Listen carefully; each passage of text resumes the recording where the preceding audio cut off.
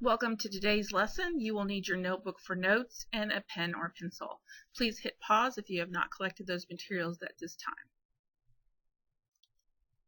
Okay, so today we're going to talk about order of operations. Order of operations is a specific way that you have to follow when you have more than one operation in a problem. Most of you have learned this either by PEMDAS or please excuse my dear Aunt Sally. I like to use please excuse my dear Aunt Sally.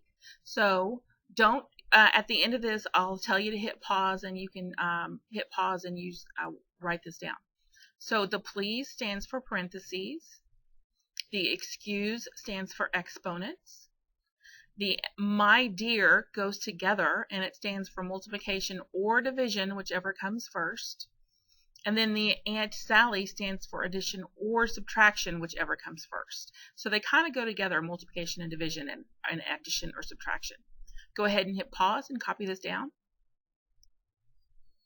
Okay, so this is example 1. Now, what I like to do is underline each step as I go. So in this problem, what's the first thing I'm going to do? I'm actually going to do division because it comes before multiplication. So I'm going to underline that, and then I rewrite the problem with that worked out. So I would do 15 minus, what's 8 divided by 4? Exactly, times 4. So I would have 15 minus 2 times 4. What am I going to do next? I'm going to do 2 times 4, so I would underline that. What's 15 minus, what's 2 times 4? 8. So now I have 15 minus 8. I would underline that and give me 7. So my final answer is 7. Go ahead and hit pause and copy this down. All right, let's take a look at example 2. I want you to hit pause and work this out and then come back and see if you did it right.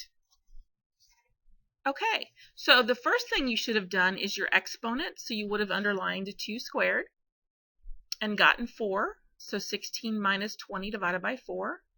The next thing you're going to do is division. So you would have underlined that and gotten 5.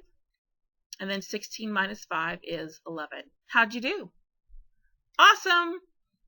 All right, example 3. Go ahead and hit pause and work this one out. All right, so for example 3, the first thing you would have done is inside the parentheses, you would have done the 5 squared. So you would have underlined the 5 squared, and that would have given you 25.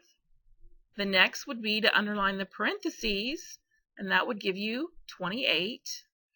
And then you would do 28 divided by 7, which would give you 4. How'd you do? What'd you do wrong? Awesome! All right, example 4. I want you to write this down, work it out in your notes, and bring it to class. Don't forget to go take your note check, and I will see you in class tomorrow.